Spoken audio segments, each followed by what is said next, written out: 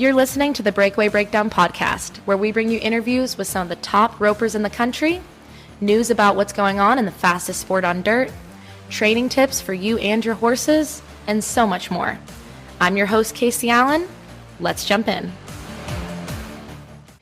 Hey everybody, welcome back to another episode of the Breakaway Breakdown podcast. Now, I know everybody has been waiting for part 2 of Jackie Crawford's interview. Part 1 was our last episode that we dropped. We worked through her kind of backstory, winning the American, and her great horse, Kevin, and his backstory. So make sure you guys go back and listen to part 1.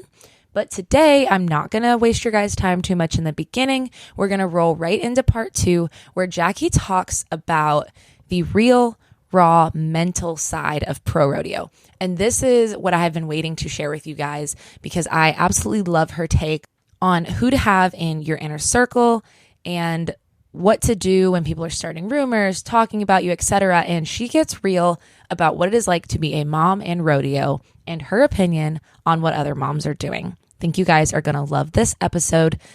I'm going to tell you more about our episode sponsor, Equinity, at the commercial break. And at the end, I'm going to talk to you guys about some events that have been going on. We had the USTRC Total Feeds Championships this week and also the Ruby Buckle Breakaway. And we're going to talk about what's coming up in our future episodes. But without further ado, here is Miss Jackie. So from last year's American, which was a really high for you, and then obviously this year's American, another big high, it was definitely not all highs in between those two events. No. So I want to talk about kind of 2020, and I know you've said that's one of the lower points in your career, and kind of what that year looked like for you, what that bottom place looked like, and how you pulled yourself back out. Well, it seems kind of odd for me to say it's a bottom point, and I literally won the American, won Corpus Christi, which was a huge win. Mm-hmm. I won second at Salt Lake. And you know what's crazy is that over the summer, there's a few jackpots over the summer. And this is all in the mix of all these rodeos, but I won every single jackpot I entered. I won Fernley, I won the one in Idaho, mm-hmm. and I won Rapid City.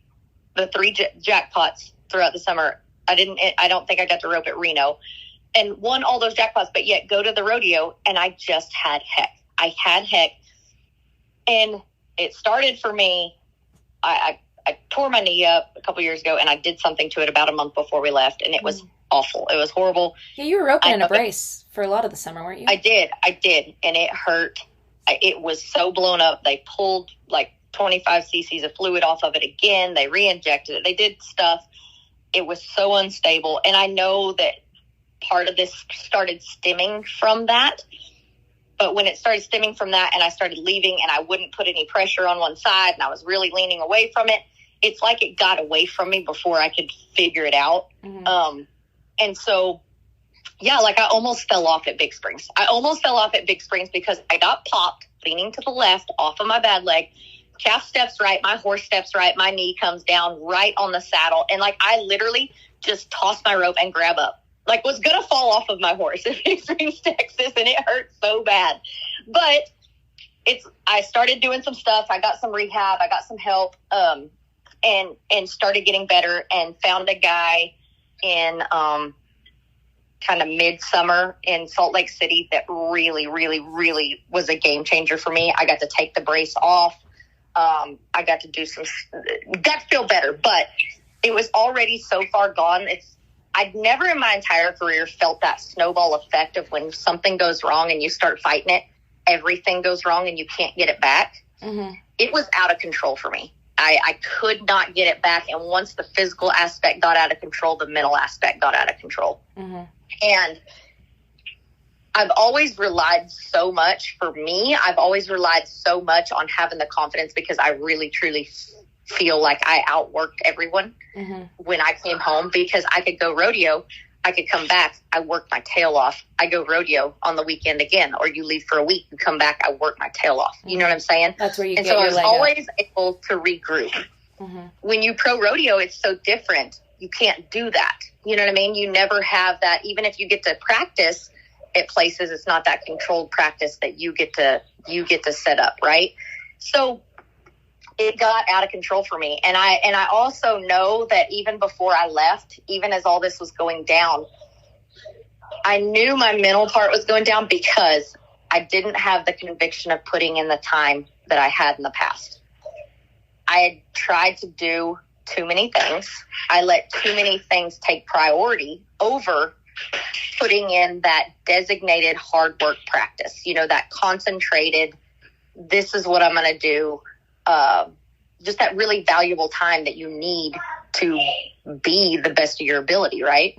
I didn't do it. I kept adding to my plate for over the years, whether it be just different things. The more you get, the more opportunities that come, the more your time gets split, right? Whether it be sponsors, opportunities to promote, family, kids, all of the things, it all starts to take its certain time away. And I kept adding and I kept adding and I kept adding and I kept doing private lessons and I kept doing schools and I kept doing all the things. And then I needed to be this for the kids. And then I needed to be a wife. And then I needed to do this for the sport. And then I needed to do this for sponsors. And I kept adding and I never subtracted anywhere. I kept trying to train young horses. I kept trying to train my own horses. I kept trying to futurity. I had futurity in the heading. I had futurity in the breakaway. And it's like, you don't physically have time for that. So in my mind, I couldn't fool myself into knowing that, okay, you have put in the time to go win. I knew that. And so I started losing the mental aspect of it. And it just spiraled out of control and I couldn't get it back. It was time to leave. So therefore you can't go put in the time. I mean, I can rope the dummy all I want. I can do these rehab and it helps, but it just got so out of control. It got to the point where I wouldn't even rope the dummy if someone was looking, because once I started fighting one thing, I fought to the other, and I never thought I'd get in that spot because I thought I understood the rope. I've taught this for so long. It's so simple to me. It's so simple, but then it got so out of control and so confusing because it just did. So I knew when I came home, I struggled all year long. As far as the pro rodeos go. And I knew when I came home, it was like, okay, it's time. You've got to do this or else you're going to be irrelevant. You can't, I think that it's very important for my goals and the things that I want to see happen in the industry. In order to stay relevant, you also need to stay winning. And so I knew I needed to come home and revamp. And I did. I came home. I backed out of training a futurity colt for the breakaway futurity. I rode somebody else's. I sold my colt. I sold all of my young horses except for the horses that were pretty much ready to go to jackpots. I brought horses that are all of my horses. I had to make runs on them. I went back to roping the dummy. I did more working out, more physical therapy, more all the things. So I backed out of the things that, and it is so hard for me because it's like pulling a drug. It is. It's like going through, what do you call that? Withdrawals of a drug.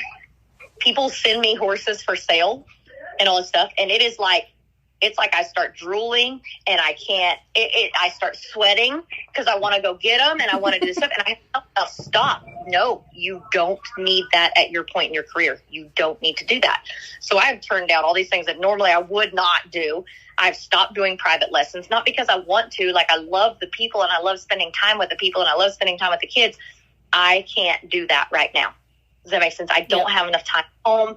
I just don't have enough time. And so I had to stop doing a lot of the things that I love in order for me to finish out the last of my career. I keep saying that I'm giving myself 5 years. And I might have said that 2 years ago, but I'm still going with 5 years now. So because I said I want to give myself 5 years, because when I get to the point that Creed has a passion, and it might be more than that. I don't know. He might not find his passion or what he wants to do. And he might be great with going and seeing the world with me and going to the carnivals and going to the water parks and doing all the things we do while we're traveling. He might be fine with that. But the second that he finds his passion that he really loves, I want to be a part of that. And so when it's time, I know that time's coming eventually. So between now and then, I want to give it all I have. And what I can still do when he has that is I can still train young horses then. I can still do lessons and I can still do schools then, so I want to give it all I have competitively for the next 5 years as far as pro rodeo. And I want to see the breakaway into the Thomas and Mack and be a part of it. And I want to see that carried through. And then when that's all done, I can be done. And I can look back and say, hey, you did it right. You gave it all you had. You did the best job you could to leave everything you had on the table for the industry, for yourself.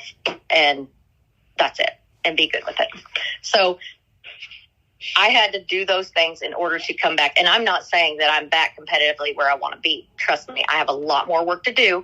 I've got some stuff dissected, but I finally have gotten back to like the American. I felt confident. I felt confident the American. I knew I'd put in the time.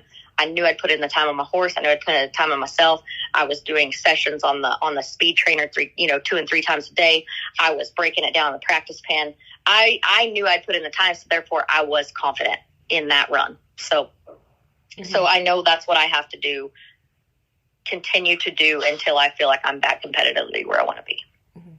And it was written on your face when you were in Arlington also. Like, you just seemed confident. You seemed relaxed. It looked like you were having fun and it wasn't painful to be roping. Yeah, it was. I felt so good about that day. I mean, I felt it was from the time that I went to the wild card and I felt Kevin on the first calf and I thought, okay, he's ready. Like, I'm not even running another calf on him. He's ready. That just boosted confidence. You know, when I came and I made my run on Thursday, I was like, okay, all right. Yep. Here we go. If they run, I got that feel. If they don't, I got this feel, whatever it may be. I just felt confident in him and I felt confident in me. And man, it just such a different feeling when you have that than when you're not confident about what you have going on.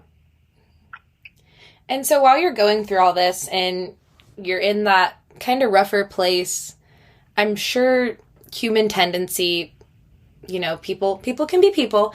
I'm sure that not everybody was just warm and fuzzy to you when you're in that place. So did you have any instances where you maybe had to adjust your circle or anything you learned about your inner circle during that time? I think you're always learning about your inner circle. You know what I mean? I think that when it comes down to it, the older I get, the more I'm okay with my circle being small. Mm. And I know the people that, you know, you tend to learn more about the people that you want in that circle. And it's not that I don't dislike really hardly anybody. That's whatever. I don't have a whole lot of people I dislike. I like everybody. But, you know, even if you know things about people, there's people that need to be in your circle. There's people that don't need to be in your circle. Just like horses. Yeah, exactly. And so it's fine. I mean, it's no secret. Me and Larry D have hated each other worse than anybody in the entire world at a time. Like, couldn't stand her. I hated her.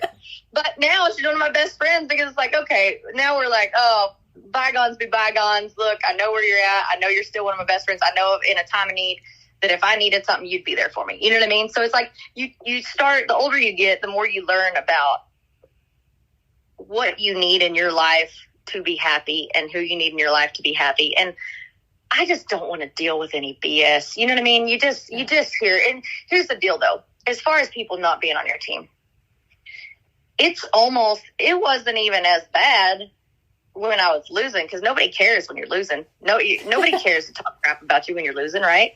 No, nobody cares about that. People are always on your team on the way up. Everybody's always for the underdog.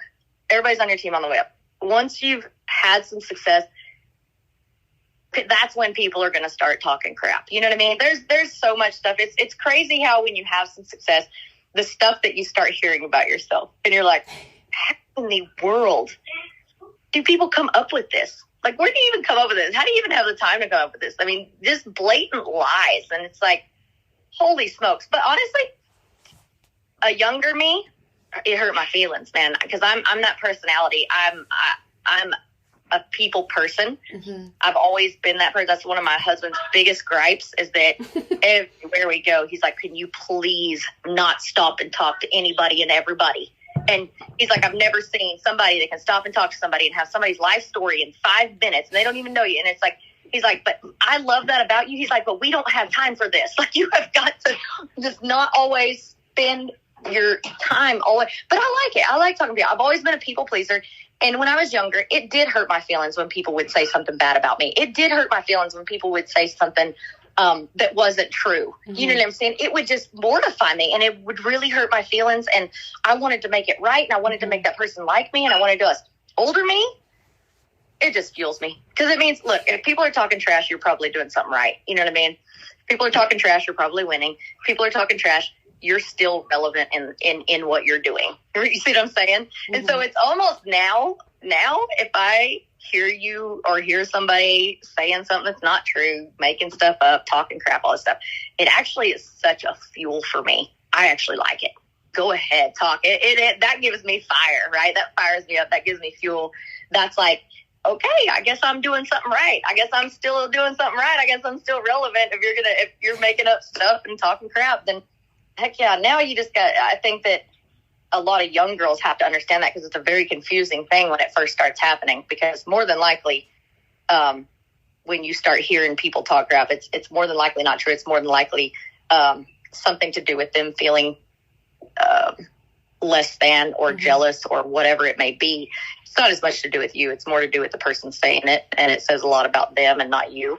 And so I think that young girls that start having success really need to understand that, and really need to, I don't think that's taught very much. And it's a hard thing to decipher through and get through. But, so yeah, you hear it, you know who they are. And heck, half the time, if I know who they are, I like to smile and say hi and just act like nothing, act like I don't know it, because it really doesn't matter. And it's just a fuel for me.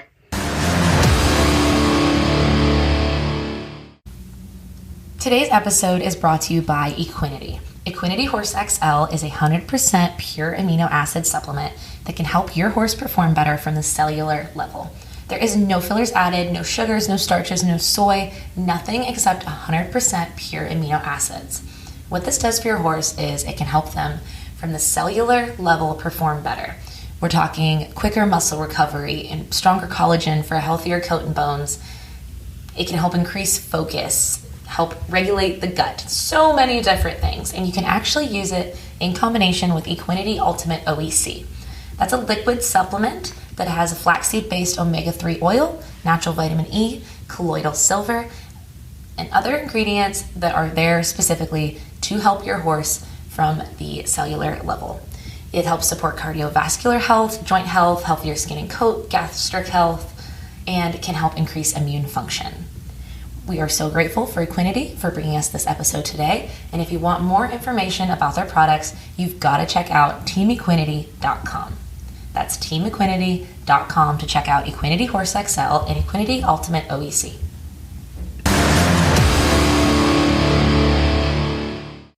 Well, and it's hard because I feel like in the barrel racing world, there's a lot of women whose full-time career is training barrel horses, running barrels. And that's pretty accepted, but I feel like in breakaway, you guys have kind of had to do it backwards, and it's only just become where more than like a few women, like Larry D, can make it a career in the last few years. So I feel like you're kind of dealing with an interesting time in the sport where you are a full-time roper and you are a mom. And like you said, you have to limit those other things. So I'm sure that's been hard dealing with the mom guilt, the criticism, all of that with making a career in breakaway. It is, but at the same time, there's a lot of girls that are roping that are very successful that have families and have kids, and I think all of them are doing a very good job of balancing the two. And I wouldn't criticize. Listen, the people who criticize are probably not winners. If you're criticizing and talking crap, you're probably not a winner. And if you ever find yourself in that position, just know that. You know what I mean? I love that. That's a mic drop right there.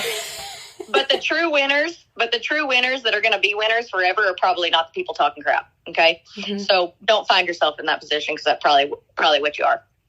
But the women who are watching other women do this and be successful, I don't care at what level of success, I'm not going to sit and criticize you or make you feel bad for what you're doing. Everyone's situation is different. I have some people might say, well, she gets to take it. Well, let me tell you something. I've worked to be able to take my kids because that's my choice.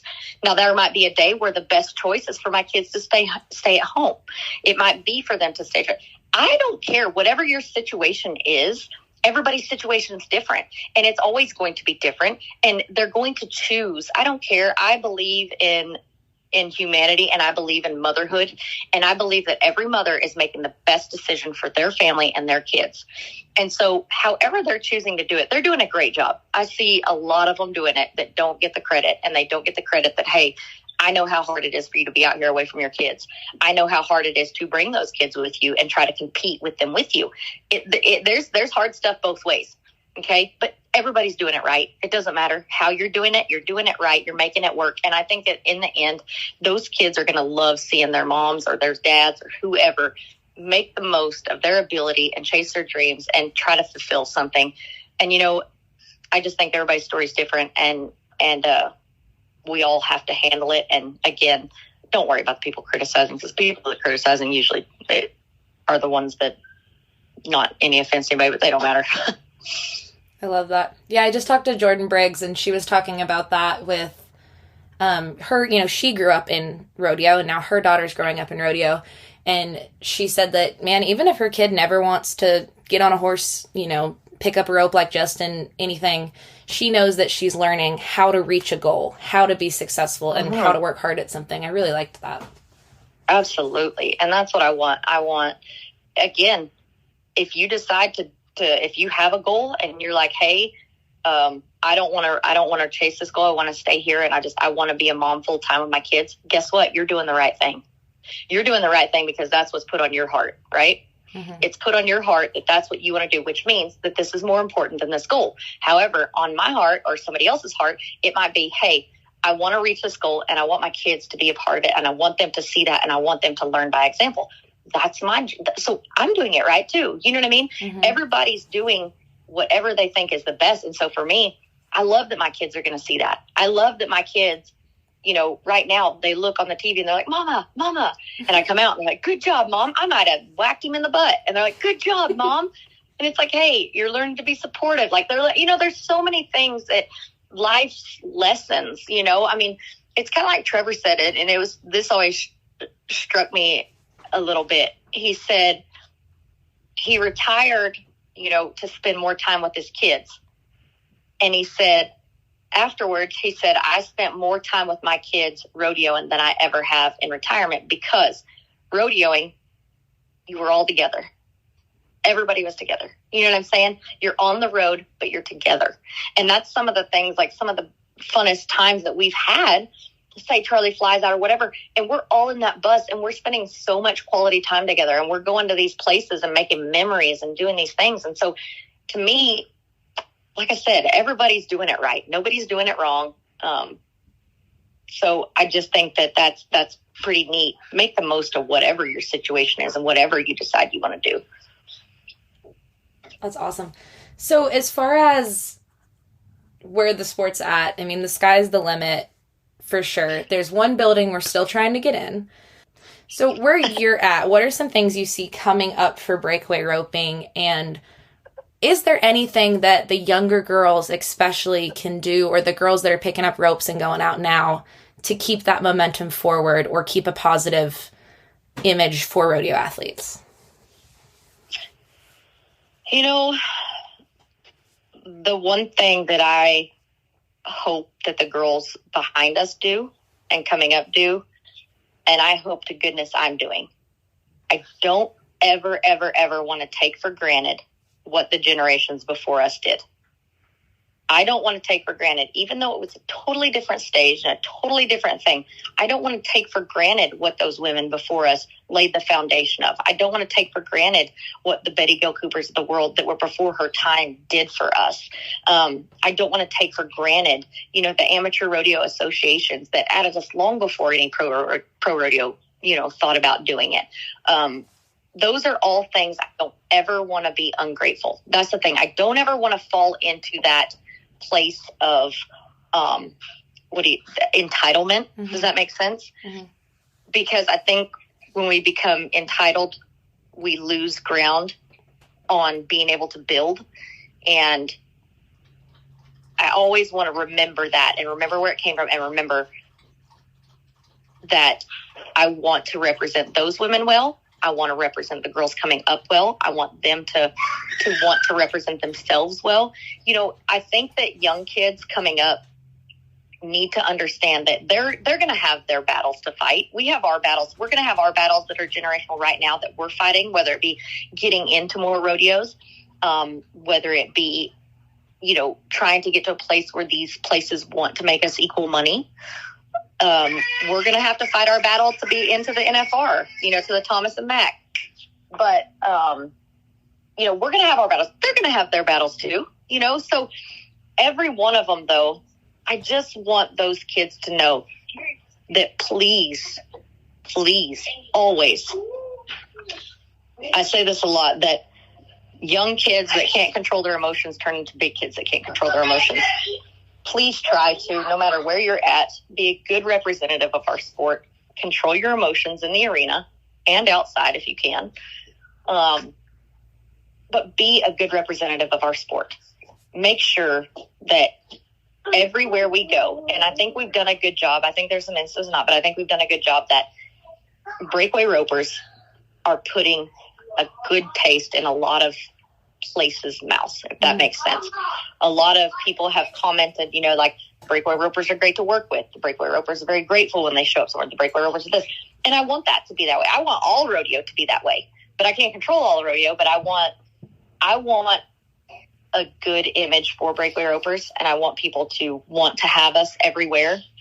And so I think those young kids really need to look at that and just try to represent the sport well, and don't take for granted what the generations ahead of you did to lay that foundation.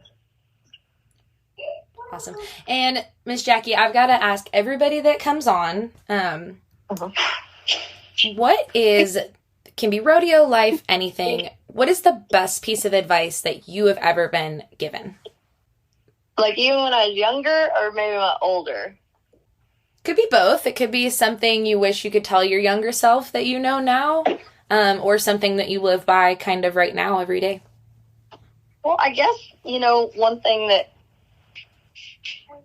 somebody told me a long time ago, or a while ago, that I wish I would have known, or I wish I would have thought of a long time ago, is what somebody else thinks of you is none of your business.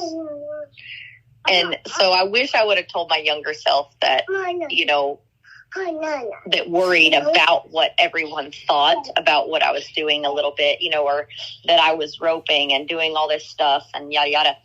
And they're like, for what? You know, there's no, what are you doing all this stuff for? Well, you know, it really shouldn't matter to you. If you're doing what you know you should be doing, and you're pursuing what you know you should be pursuing, and what drives you, do it. And don't worry about what they're doing. Everybody's path is not the same. And I guess maybe that's the biggest advice, I guess, if you want to put it into a nutshell. Not everybody's journey looks the same. Worry about yours. Thank you so much, Jackie. I know you guys have been so busy. Not sure what your schedule is like in the next week, but I know the winter rodeo schedule has been crazy. So I'm so grateful you took the time to talk to me today. And I can hear Creed and Journey in the background, so it sounds like they're having fun today, too. Yeah, they just told me they want to eat something, so they're hungry. Perfect. Well, I will let you go make some lunch, and thank you so much again for visiting with me today. Well, thanks for having me on. I'm telling you guys, I could have dropped the mic so many times during both parts of Jackie's interviews. She got real. She got raw. She's the Jackie we all know and love, and I am telling you guys, she is just as awesome off camera as she is on camera. That is real, 100% authentic Jackie Crawford. And I am so grateful that she was willing to have this conversation with me and sit down for both parts of this interview. I am not a mom, but for you moms out there, I have so much respect for you guys. And I love what Jackie said about, hey, all you moms, you're doing it right. Whatever is on your heart, whatever you are called to do, go be that mom, go be that athlete. Just all the good female empowerment vibes. All right, you guys, what's coming up at the Breakaway Roping Journal? We just wrapped up the USTRC Total Feeds National Breakaway Roping Championships. We've got stories from the Open, the 19 and under, the 15 and under, and the 12 and under on breakawayropingjournal.com. Also, we've got stories coming to you from the Ruby Buckle Breakaway that happened this week. One of those is already up. Another is hitting the site this weekend. This weekend, if you're listening at the time of release, we're going to be bringing you coverage from the Resistol Rookie Roundup tonight, Saturday the 29th.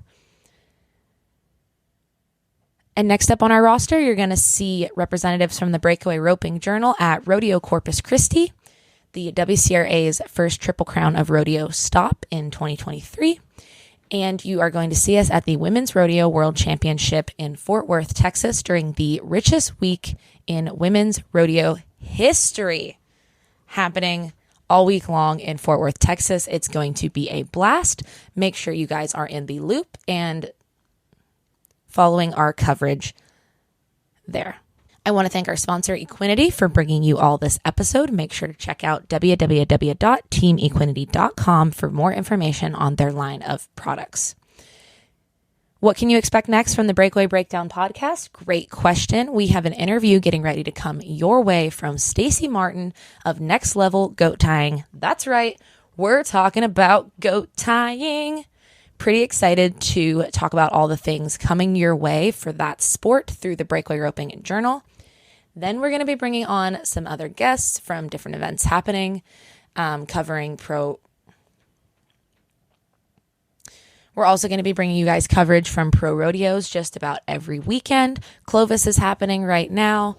After that, we've got Guyman and some other things coming up. And then the summer run kicks off. Let's go. We're going to have all the ProRodeo coverage all summer long. I cannot wait to share it with you guys on TikTok, Facebook, and Instagram at Breakaway Roping Journal and www.breakawayropingjournal.com. Until next time, I hope you guys are winning and having fun and kicking all the butt. We'll talk to you soon.